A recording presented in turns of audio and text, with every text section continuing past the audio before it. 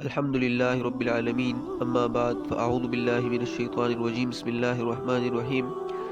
اللہ تبارک و تعالیٰ کی انسانیت اور خصوصاً اہل اسلام پر بے شمار اور بے انتہا جو ہے وہ احسانات ہیں۔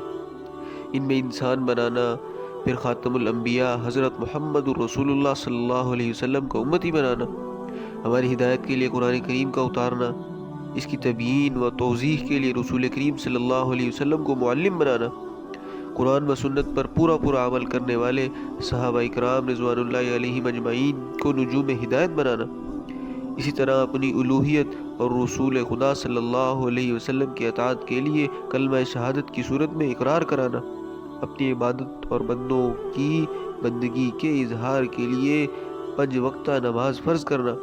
مال کو پاک و صاف کرنے، اس کی حفاظت اور فقراء اور غرباء کی اعانت کے لیے زکوٰۃ کا حکم دینا، بندوں کے عشق و محبت اور دیوانگی کے مظاہر کے لیے حج جیسی عبادت ادا کرنا، تقوی کے حصول کے لیے ماہ رمضان میں روزے فرض کرنا، جیسا کہ ارشاد ہے یا ایھا الذین آمنوا کتب علیکم الصیام کما کتب علی الذین من قبلکم لعلکم تتقون، اے ایمان والو تم پر روزے فرض کیے گئے ہیں جیسے کہ تم سے پہلوں پر فرض کیے گئے تھے تاکہ تم تقوی اختیار کرو۔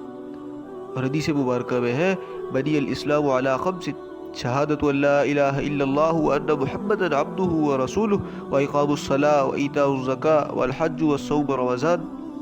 اسلام کی بنیاد 5 چیزوں پر ہے، اس بات کی گواہی دینا کہ اللہ کے سوا عبادت کے لائق کوئی نہیں ہے، حضرت محمد صلی اللہ علیہ وسلم اللہ کے بندے اور اس کے رسول ہیں، نماز قائم کرنا، زکوٰۃ ادا کرنا، حج کرنا اور رمضان کے روزے رکھنا۔ رسول کریم صلی اللہ علیہ وسلم کا ارشاد ہے کہ جب رمضان آتا ہے تو آسمان کے دروازے کھول دیے جاتے ہیں، اور ایک روایت میں ہے کہ جنت کے دروازے کھول دیے جاتے ہیں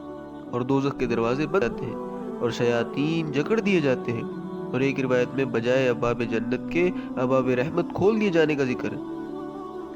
یہاں پر قاضی عیاض رحمۃ اللہ علیہ فرماتے ہیں یہ حدیث ظاہری معنوں پر بھی محمول ہو سکتی ہے، لہذا جنت کے دروازوں کا کھلنا، دوزخ کے دروازوں کا بند ہونا اور شیطانوں کا قید ہونا اس مہینے کی آمد کی اطلاع ہے اور اس کی عظمت اور حرمت اور فضیلت کی وجہ سے ہے۔ شیاطین کا بند ہونا اس لیے ہو سکتا ہے کہ وہ اہل ایمان کو وسوسوں میں مبتلا کر کے ایمانی و روحانی اعتبار سے ایذا نہ پہنچا سکیں، جیسا کہ دستور زمانہ بھی ہے کہ جب کوئی اہم موقع ہوتا ہے تو خصوصی انتظامات کیے جاتے ہیں، تمام شرپسندوں کو قید کر دیا جاتا ہے تاکہ وہ اس موقع پر کوئی فتنہ پیدا نہ کریں، اور حکومت اپنی حفاظتی دستور کو ہر طرف پھیلا دیتی ہے۔ یہی حال رمضان المبارک میں بھی ہوتا ہے کہ شیطانوں کو قید کر دیا جاتا ہے، اور اس سے مجازی معنی بھی مراد لیے جا سکتے ہیں کیونکہ شیطان کا اکسانا اس ماہ میں کم ہو جاتا ہے، اس لیے گویا وہ قید ہو جاتے ہیں۔ اور یہ بھی ممکن ہے کہ جنت کے دروازے کھولنے سے مراد یہ ہو کہ اللہ تعالیٰ اپنے بندوں پر طاعت اور عبادات کے دروازے اس ماہ میں کھول دیتے ہیں۔ یہی وجہ ہے کہ جو عبادتیں کسی اور مہینے میں عام طور پر واقع نہیں ہو سکتی وہ عموماً رمضان میں بآسانی ادا ہو جاتی ہیں، یعنی روزے رکھنا، قیام کرنا وغیرہ۔ اب یہاں پر ایک بات یہ بھی ہے کہ شیاطین کے قید ہونے کے باوجود بھی ہم سے جو ہے وہ نیکیوں میں پھر بھی سستی ہو جاتی ہے،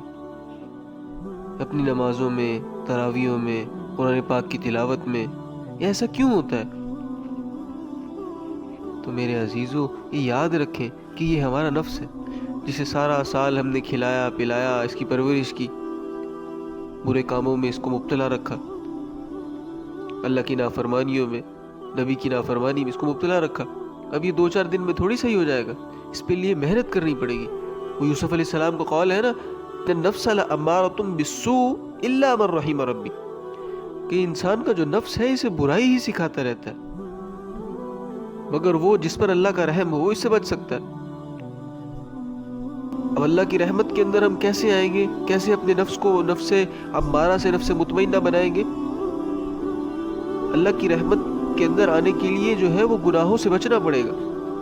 ہم جو نیکیوں کی طرف نہیں آ رہے، رمضان کے مہینے میں بھی ہم سے نیکیاں جو ہے وہ دشوار ہو گئی ہیں، سستی ہو جاتی ہے، تو یہ ہمارے گناہوں کی نحوست ہے۔ ہم رمضان میں کوشش کرتے ہیں گناہوں سے بچنے کی، لیکن ہمیں اندازہ نہیں ہوتا کہ ہم یوں بچتے بچتے یوٹیوب، فیس بک، انسٹاگرام، ان پر جو ہے آج کل وہ شارٹس چل رہے ہیں، وہ شارٹس دیکھتے دیکھتے کئی حد تک جو ہے وہ آگے بڑھ جاتے ہیں، کئی گھنٹے برباد ہو جاتے ہیں۔ اس طرح کے چھوٹے چھوٹے بہت سارے ہمارے گناہ ہیں۔ یہ چھوٹے چھوٹے میں نے اس لیے کہا جو ہم انسانی نظر کہتی ہے کہ چھوٹا، یہ بہت بڑا گناہ ہے۔ نہ جانے کتنی بد نظری ہو جاتی ہے ان کے اندر، اور بد نظری بہت بڑا گناہ ہے، بہت سخت گناہ ہے۔ اللہ کے نبی نے فرمایا کہ یہ جو شیطان کے تیروں میں سے ایک تیر ہے، اللہ کے نبی کی حدیث ہے، لعن اللہ الناظر والمنظور الیہ، اللہ کی لعنت ہے بد نظری کرنے والے پر، یعنی جو بد نظری کرنے والا ہے اور جو اپنے آپ کو دکھانے والا ہے، ان دونوں پر اللہ کی لعنت ہے۔ دیکھنے والے اور دکھانے والے دونوں پر اللہ کی لعنت ہے۔ جب اللہ کی لعنت جس شخص پر ہوگی، وہ کس طرح اللہ کی رحمت کے اندر آ سکتا ہے؟ آپ خود اندازہ لگائیں کہ جب اللہ پاک ایک بندے پر لعنت کر رہے ہیں تو کس طرح اس کے اوپر رحمت بھی کریں گے؟ یہ دونوں چیزیں متضاد ہیں۔ تو اس لیے ان گناہوں سے بچنا ہے،